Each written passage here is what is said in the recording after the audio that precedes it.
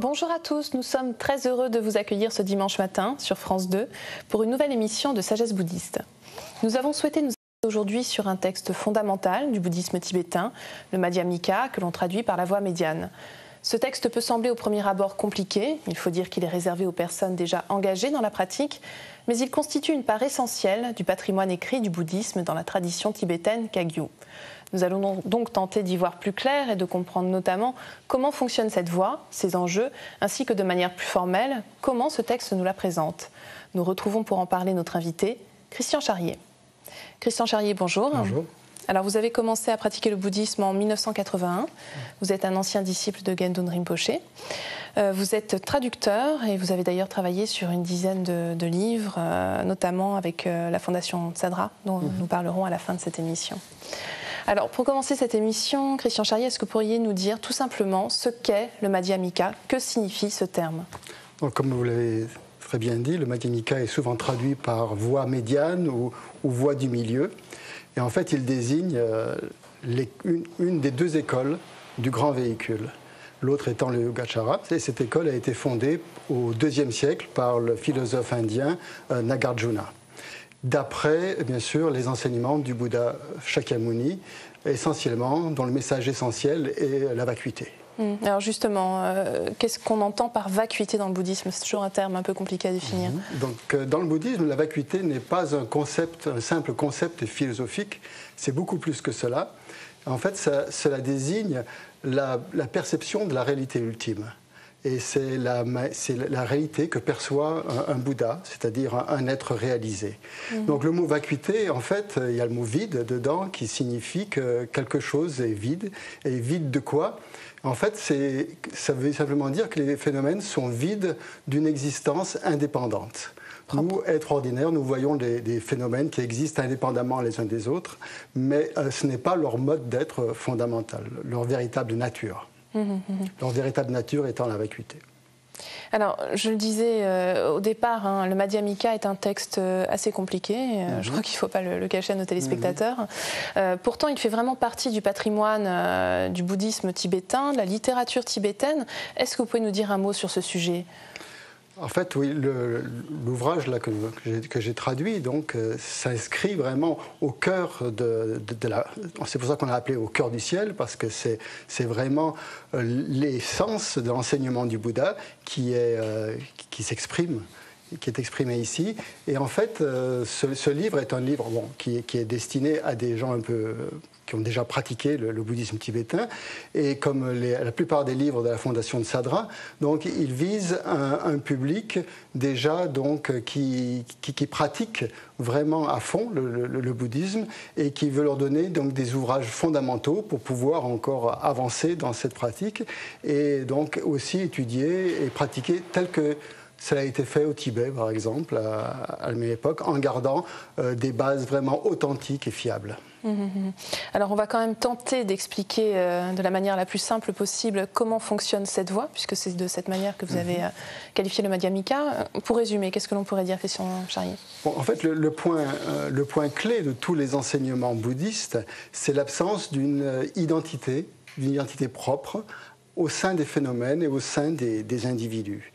Donc à partir du moment où l'on conçoit cette identité propre à l'individu, et c'est comme ça que nous nous percevons nous-mêmes, nous nous concevons comme des êtres différents les uns des autres, et à partir de cette croyance, de cette réalité, toutes les émotions en fait surgissent. La colère, la jalousie, l'orgueil, et toutes ces émotions qu'on dit perturbatrices, donc ont leur origine dans cette saisie du jeu, saisie d'un individu qui existerait d'une manière à part entière, d'une manière intrinsèque. Donc la voie médiane donc, consiste dans un premier temps à trouver ce jeu indépendant qui crée tous les problèmes et à le chercher ensuite dans les différents endroits où il pourrait être. En fait, c'est un peu comme si, par exemple, vous aviez perdu votre clé de voiture et vous vouliez la chercher dans les différentes pièces de votre maison. Et vous allez d'abord devoir reconnaître ce que vous cherchez, vous faire une idée de ce que vous cherchez. Vous ne pouvez pas chercher ce que vous ne reconnaissez pas. Et après, justement, faire une recherche vraiment pratique, vraiment concrète. Pour la voie médiane, ça fonctionne exactement de la même manière. On essaye d'abord, au début, d'avoir une vision, une représentation mentale très précise du jeu. Et ensuite, donc, on va le chercher dans les différents endroits où il est susceptible d'être, dans le corps, dans l'esprit, etc. Et jusqu'à ce qu'on ait vraiment une expérience de cette introuvabilité du jeu. Et c'est là où vraiment la voie du milieu commence et où les phénomènes commencent à perdre un petit peu de leur substantialité et de leur réalité inhérente. Mais alors, pour le dire autrement, est-ce qu'on ne pourrait pas penser que c'est aussi une réfutation du moi, de l'ego Oui, en fait, ça commence exactement comme ça. C'est la réfutation de l'ego. À partir du moment où le jeu est réfuté, où on en voit vraiment sa nature vide, les autres phénomènes le sont automatiquement. C'est-à-dire que si un pôle de la dualité sujet-objet est annihilé, n'existe plus, l'autre pôle, l'objet, s'efface aussi du même coup. Et donc ça, c'est vraiment le cheminement de la voie bouddhiste. D'abord commencer par reconnaître ce jeu, ensuite donc vraiment le dépister, le réfuter, et ensuite réfuter les autres phénomènes. Alors, dans le but, on imagine bien de tenter d'éliminer toute souffrance. Est-ce que vous pouvez nous expliquer quels outils concrets peut nous donner le Madhyamika pour cela ? Donc pour éliminer la finalité exactement donc du Madhyamika, c'est d'éliminer la souffrance. C'est vraiment cette finalité-là. C'est pas une simple philosophie que l'on voudrait en fait ingurgiter pour satisfaire l'ego. Il y a un aspect très pratique, quotidien même. Absolument. Et donc on doit appliquer des méthodes dans le cadre d'une méditation analytique. Là, il ne s'agit plus d'une méditation contemplative, par exemple. Alors rappelez-nous rapidement la différence entre les deux. Alors, donc, la méditation contemplative, c'est simplement faire le calme, par exemple, de l'esprit, travailler sur le calme mental, tandis que la méditation analytique consiste à utiliser vraiment des concepts et des raisonnements, les raisonnements que nous fournit la voie médiane, et de les utiliser dans le cadre d'une analyse. Et c'est un petit peu paradoxal parce qu'on a l'impression que pour atteindre un état non conceptuel, on ne va pas se servir de concepts. Mais c'est comme, si vous voulez, une image traditionnelle que l'on utilise pour expliquer cela. C'est comme un feu. Dans la tradition ancienne, tibétaine et indienne, pour faire un feu, on agitait deux bâtonnets, on les frottait l'un contre l'autre jusqu'à ce que des flammes apparaissent. Et le feu ensuite jaillissait et les bâtonnets étaient brûlés dans le feu. Avec le feu de la sagesse, c'est exactement la même manière.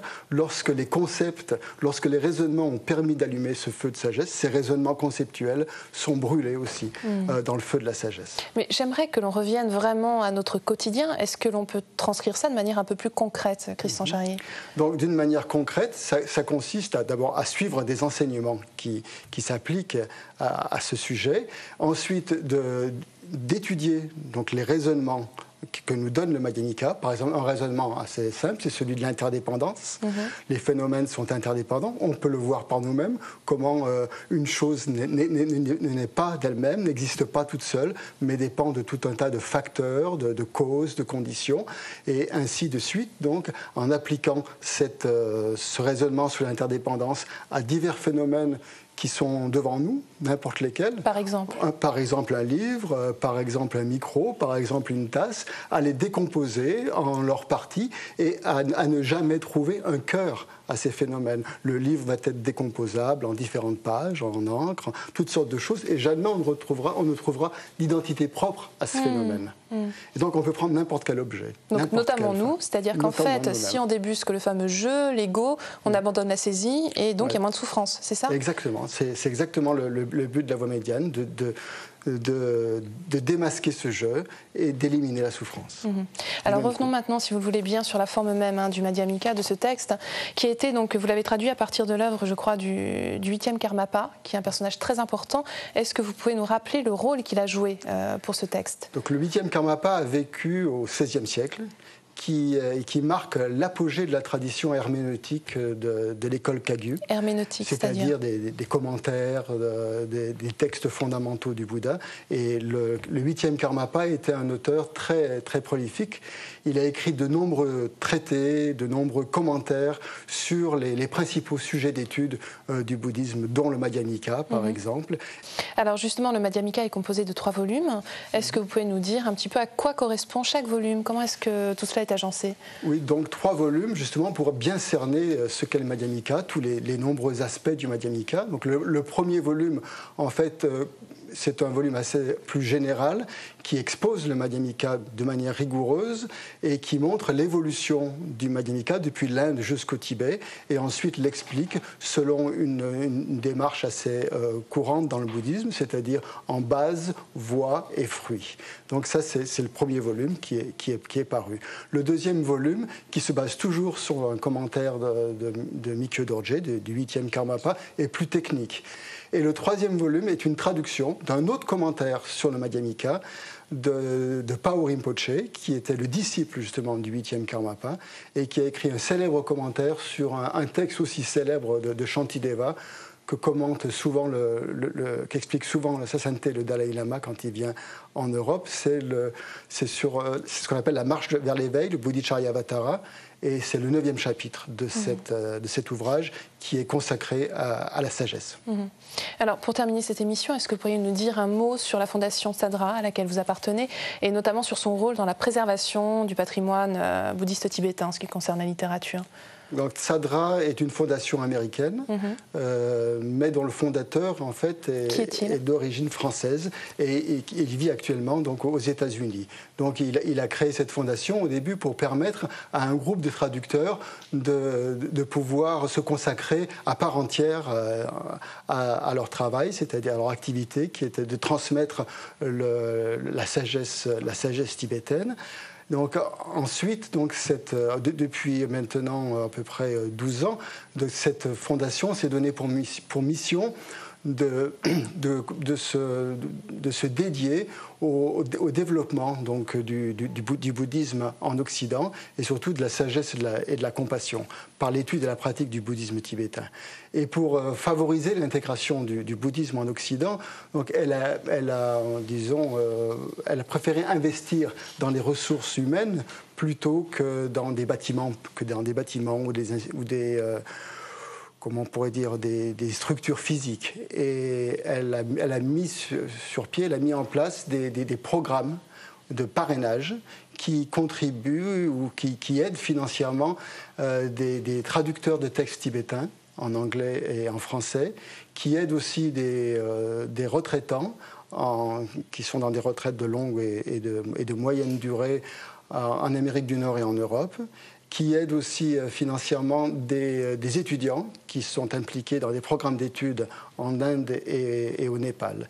Et par exemple, dans le secteur de la traduction, la fondation donc, Sadra, qui parraine 21 traducteurs, a publié 45 livres en anglais et 26 livres en français, ce qui est assez considérable compte tenu qu'il faut en moyenne 3 ans par traducteur pour publier ce genre d'ouvrage. Écoutez, on salue donc son travail et son œuvre. Merci beaucoup Christian Charrier d'avoir été avec nous aujourd'hui. Merci. Si vous souhaitez approfondir ce thème, voici quelques livres. Je vous rappelle tout d'abord le livre que notre invité donc a traduit, Au cœur du ciel, le système de la voie médiane dans la tradition Kagyu, de Karl Brunholz, traduit donc de l'anglais par Christian Charrier et publié par la Fondation Sadra. Nagarjuna et la doctrine de la vacuité, de Jean-Marc Vivenza, publié dans la collection Spiritualité vivante chez Albin Michel. Ce maître bouddhiste du IIIe siècle et originaire de l'Inde, qui a fondé l'école philosophique dite du milieu, nous explique sa définition du principe de vacuité comme fondateur de la réalité. Et enfin, Chemin spirituel, petite anthologie des plus beaux textes tibétains, de Mathieu Ricard, publié chez Nil Éditions. C'est la fin de notre émission. Vous pouvez la revoir pendant toute une semaine sur le site internet de France 2 en consultant plus.fr, rubrique France 2. Merci à tous de votre fidélité. Je vous souhaite une merveilleuse journée.